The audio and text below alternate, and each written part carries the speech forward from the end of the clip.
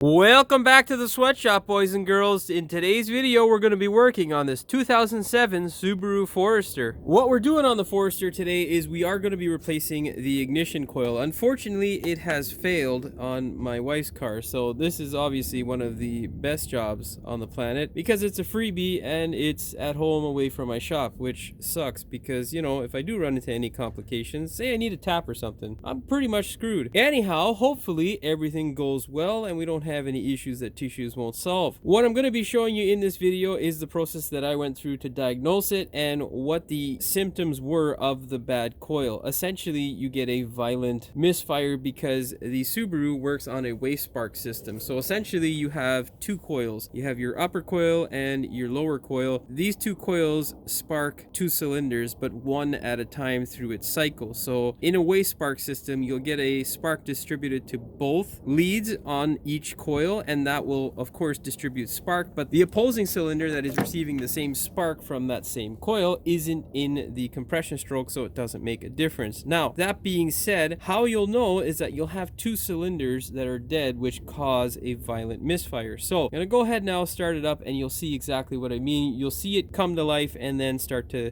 you know, really vibrate.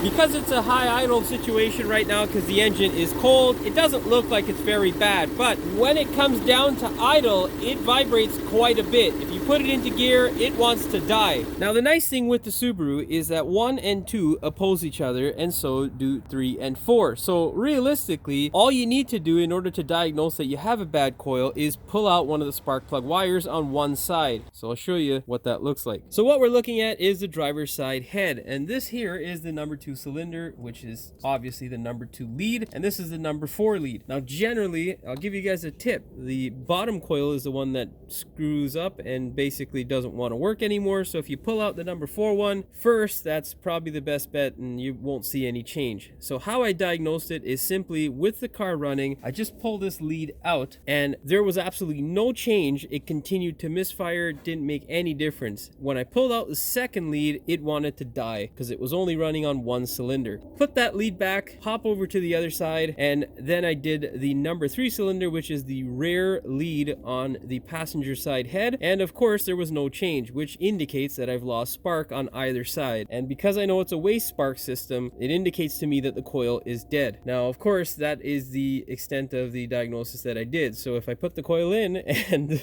well, it doesn't solve it, first off, I probably won't put this video up because I'll look like an idiot, but worse than that, I will feel like an idiot. But you know, being a mechanic after 20 something years, I'm pretty sure it's the coil, and if it's not, I'm really gonna be disappointed. Jeez, I'm not gonna feel so good, is what I'll say. Anyhow, this thing here has Denso wires, which I think is the original set of wires. I'm not 100% sure, so in this video I'm going to be changing out the coil as well as the wires to these NGKs that came off of another car. All right, now of course, before I go ahead and pull everything apart, do me a big favor, boys and girls, hit that subscribe button and the notification bell so you never miss one of my new videos. Now let's get started. Get yourself a pocket-sized screwdriver, one of the 3 tools that you'll need. You're gonna force open this little clip here. Kind of hard for me to show you, but there's 2 tabs to it. You want to push the front one first, and then this bottom here, you want to push that afterwards after you unhinge the front portion here. And just pull your wires out, you know, no biggie.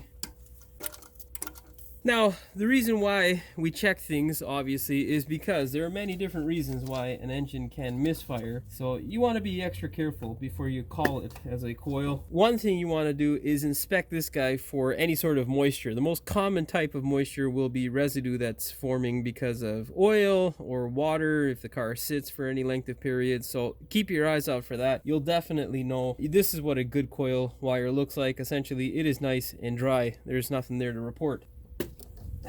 Also, it is a good idea to do this during working hours because a lot of times these guys here like to separate. You can see that silver piece down inside the boot of the spark plug wire. They like to separate because, of course, you know, they get old, and as things get old, they deteriorate, like my knees and elbows and shoulders, back, neck, you know, pretty much everything on me. Anyhow, so make sure you're able to get these in case you do screw them up when you're pulling them off. Now, you can reuse them, of course. There's no real issue. That's pretty much it for this side. side. We'll go to the other side, which is a bit harder. On the passenger side head, things aren't as clear and nice as the driver's side head. Well, if you have an older car, you'll see that both side heads are a bit of a pain in the ass. Luckily, Subaru made it a little bit easier to get to the spark plug leads in the later years. I think it's 2006 and up on the Forester. I'm not sure about the Outback though, but on the Forester specifically, I'm pretty sure it's 2006 and up. We used to have the washer fluid tank on the other side, which was a real pain in the ass. They also buried the goddamn coil underneath there. You'll see it in the background, just about there. So that was kind of stupid, Subaru, but whatever. Anyhow, what you're gonna do, take your flat screwdriver, just loosen up this air tube here. Take your flat screwdriver again, jiggle it in here so you can get your mass airflow sensor wire disconnected. And then what you're gonna do, pop these two tabs and pull off your air box. Oh, cooperate. Oh, well, looks like we're gonna loosen up the rest of the tube and just get it out of the way because it's quite stiff. It is a bit brisk this morning, so I don't want to run the risk of breaking it.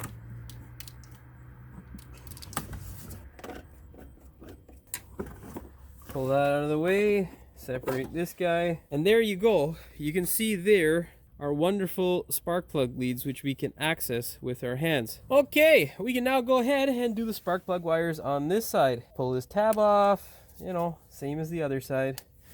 Just loosen them up, pop them out. Then you're gonna fit your left hand in here and just yank away. Oh yeah. Success, baby. In case you are confused, the number 3 cylinder and corresponding spark plug is that guy right here. That one that's closer to the firewall is your number 3 lead. Now what we need to do is loosen up the two 10 mils here and here that hold in the power steering holes, because you can't slip your wires through there. And that's where this baby here comes in. This is the second tool you will need. A 10 mil with a 1/4 inch drive socket. Well, you can use 3/8, whatever. Just the 1/4 inch works better for the back there. Get the other 10 mil here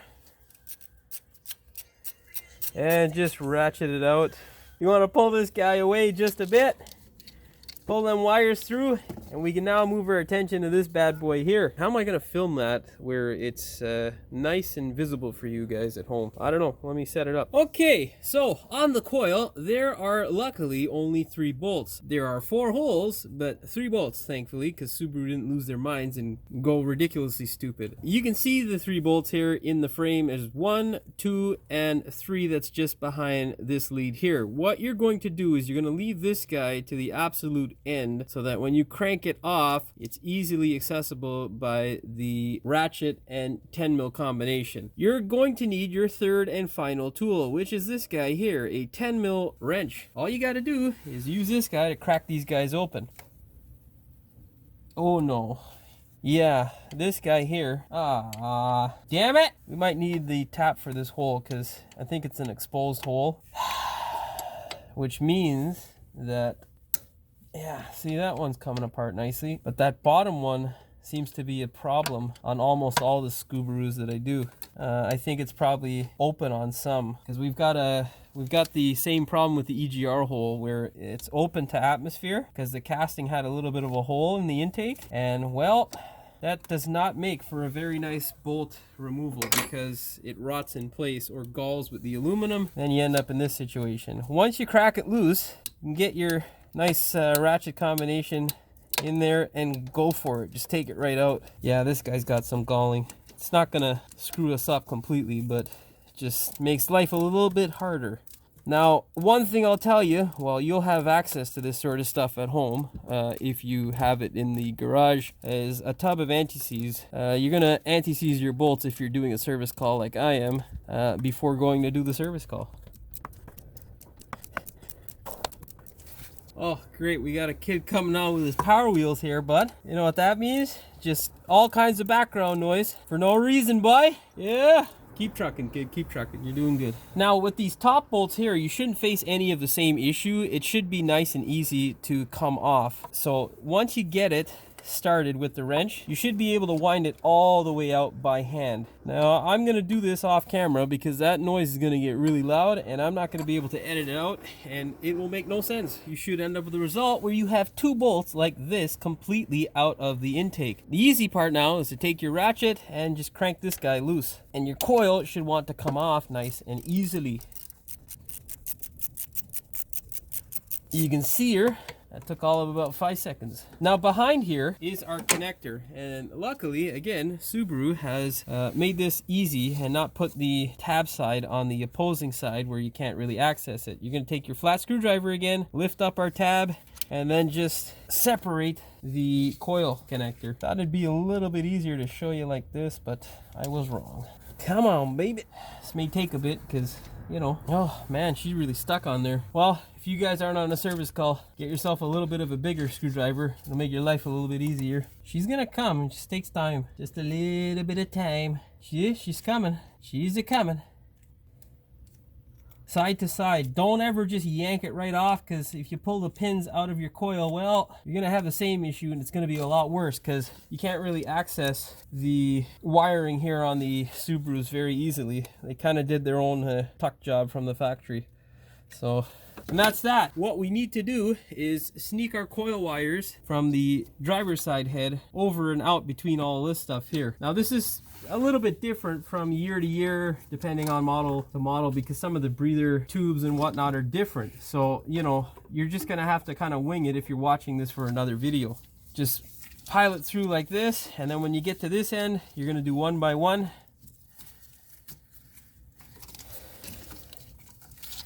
And there we go. We have our old coil out. This is an aftermarket coil, and it doesn't look like it's very old. Okay, look at that. Maybe don't buy an aftermarket one, just go with the Subaru one. And you can see there on camera that we have a bit of galling there on that thread, on that bottom bolt. So you'll probably run into the same thing because it is exposed. You can see the oxidation that's happening there. So anyhow, I've remedied that on my other coil. We've put a anti-seize on it as well, and we have tapped that or I've used a die to clear off or chase the threads there on that bolt, so we're good to go. See? Anti-seize makes everything better, boys and girls. This here, original Subaru. What you're gonna do is slide this guy in and around like this. This is a used one that I had because currently I don't have the funds to replace a coil with a new Subaru coil. It's just not there for me, so you know, you gotta do what you gotta do. Pull them all through, and then of course, before you set your coil into place, connect it, because if you try to do that afterwards, it ain't gonna happen. Make sure you get that click, slide her on in. Now, thread them all in, but you're only gonna run this guy, the last one that we took off, which is this one here. That's the only one that you're gonna run up and snug up so that you can thread these other guys in by hand. Now, when I say run it up, I just mean run it up, snug it up just a bit so you can still tilt the coil back and forth if need be to get those other bolts in by hand, okay? And that's enough. So you can see there, I can still move her, which is important. And now, just run it up by hand. Always do the top one because I can't get my ratchet in there. Otherwise, I'd have to get a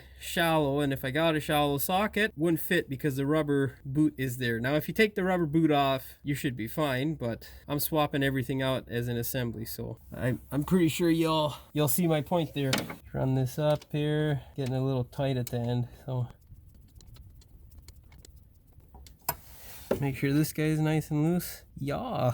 Okay, now you can just tighten them all up because they're all pretty much there, and we're not gonna give ourselves a headache trying to run them up.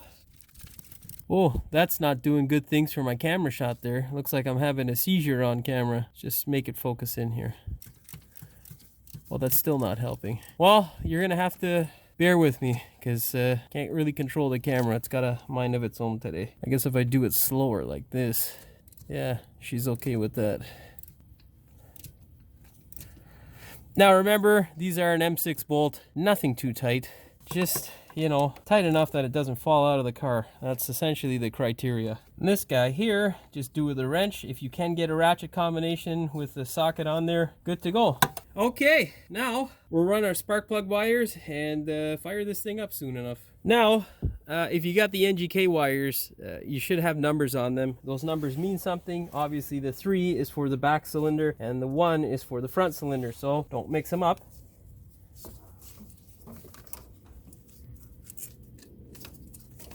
Run them all through. Now, don't get lazy. Do yourself a big favor. Get yourself a nice microfiber cloth, also known as microfiber in the normal world, and just wipe off any dirt, residue, or crap that you're putting on, or putting... What am I saying? Wipe off any crap or residue found on your used spark plug wires or on your new ones. Regardless, you want to make sure they are nice and clean before you stick them in their new environment, because you don't want any crap going into that environment. Make sure you hear that click when you put it all together, because if you don't hear the click, most times you'll end up with a spark plug that isn't going to fire, which will result in a misfire, which we don't want. Okay, there we go. Just push her on in. And there we go. Now, run your wires from up top here. And there we go. Just clip them into place. It's extremely hard to get one in. Roll it a bit. They shouldn't be hard at all, though. Some manufacturers, they really, you know, the quality control isn't the best. So that's your tip of the day. If your spark plug wire is a pain in the ass to get into the little holders, just roll it or add a little bit of lubricant. Don't forget your 10 mils. Same thing for these guys. They're just a little M6 by 1 thread pitch bolt, which is, you know, not going to stand up to much abuse. So don't give it any abuse. Nice and snug. If you do want to torque it, I would say no more than 5 or 6 foot-pounds should be good enough. All right, I'm a little bit of a weirdo. I like to make sure it's where it came out from, so that way it doesn't rust in an all new place. This side is basically done. Let's put our airbox equipment and all that crap back. Now, with the airbox, it is important. You'll see those little pockets there. They can sometimes contain some dirt. Take it away and shake it free. Make sure there's no dirt, because if you're jiggling with it in here, you don't want it to land on your filter. Remember, this top side of the filter should be absolutely clean, because if it isn't, chances are you get a little bit of sand or crap in there, it's going to get sucked into your engine. Keep that in mind. Now, that being said, there are these 3 tabs here. You want to make sure that these guys here are clipped in properly. So remember, they go like this on the underside of the box here, and then as you close it down, it will apply tension here. So common mistake is people just put this right on top, and well, that doesn't seal anything, and then they'll come in and say, hey, I need a mass airflow sensor, and you know, that never ends good. How you test this is you should be able to pull up on this guy just a bit. If it comes up, well, you screwed it up, and if it doesn't come up, you did good. So thumbs up to you. Then go ahead, force it down in, pull up on the tab, and slide it into place. And when I say pull up, just right here, gently. It doesn't take much pressure at all. And if it's too loose, these guys get old sometimes, or barbarians go ahead and try to put them on, so you might need to put a little bit of spring back in it by bending it. Go ahead, take this guy here, wrap it underneath the sensor, and then just clip it in. Locate your tube, this feller here, and slide it in.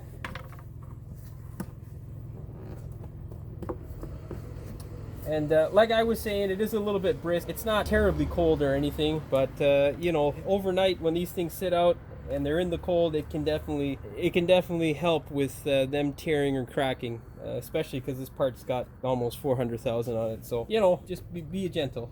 You know, don't be an animal with them. Tighten that guy up, doesn't take much. Do the twist test and you're good to go. Do the other clamp, make sure it's on all the way, and give her the final tighten. Twist test, good to go. Now all we got is the other 2 leads, and yeah, start this guy up, see what's up. Grab your leads and then just run them down underneath the air conditioning holes, of course. Now before you slide them on in, you want to wipe them up. Make sure you get the correct lead. This is my number 4 lead. Just wipe off any dirt and whatnot, and then slide it into place. Make sure you hear that click. Do your number 2 lead, and you can use just a regular cloth. It's not really, you know, and if you got any stubborn stuff, a little bit of soap and water, just make sure you dry it thoroughly. You do not want any moisture in that hole. Microfiber obviously works best because it likes to collect all kinds of crap, which we thank it for. Next clip, and now you can start running your wires again. Don't forget to sandwich these clips in.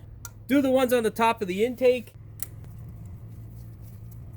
And that's it. We are done. All that is left is for us to go ahead and start this puppy up, see what it sounds like. Well, hopefully you can see the difference on camera. I know I can feel the difference. This thing isn't hobbling all over the place, so that's a fix.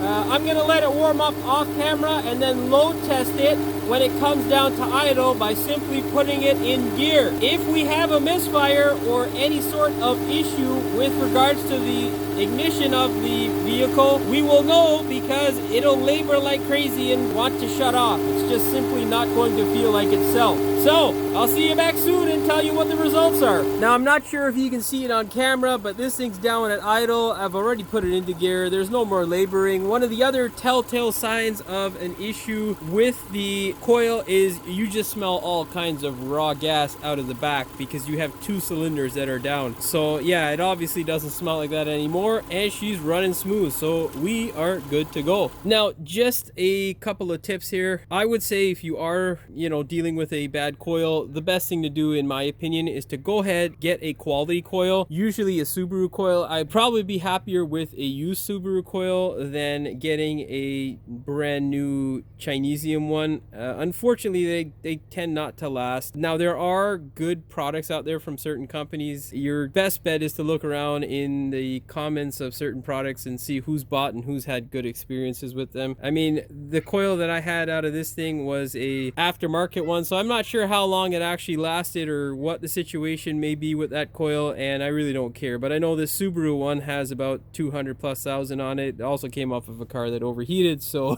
yeah, whatever.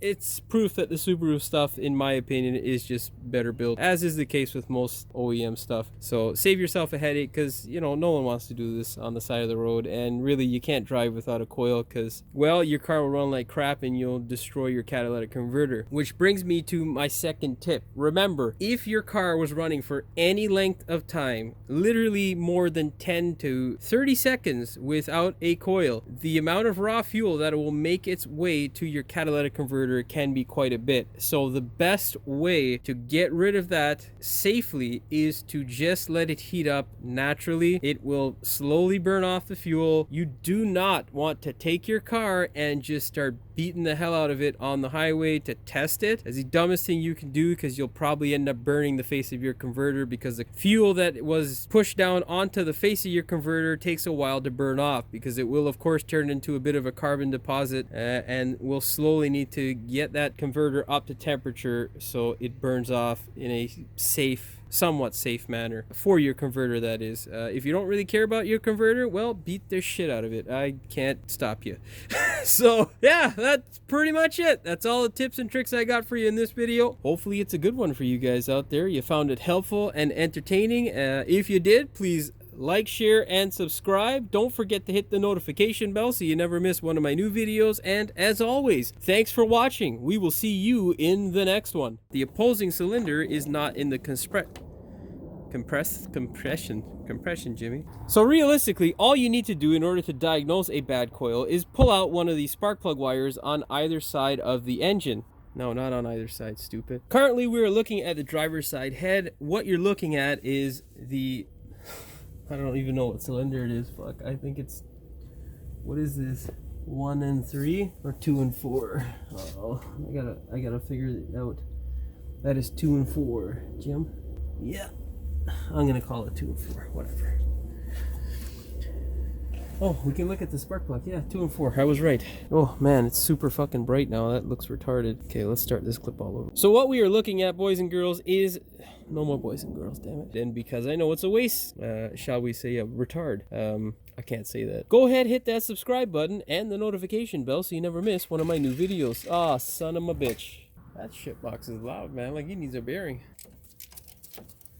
Oh, we got a dog walker with music on, so that's always good for a video. Yeah, that's what happens when you're not in the shop and in a wonderfully controlled environment. Well, that makes me sound like some sort of communist. Now the question is how am I going to go ultra retarded? Now behind here, hey, let go of it, you little bastard. There we go. Oh boy, stop that camera. You're supposed to fucking laser focus. Do the ones on the top of the intake. Son of a bitch, don't kick the camera. Probably be happier with a used Subaru coil than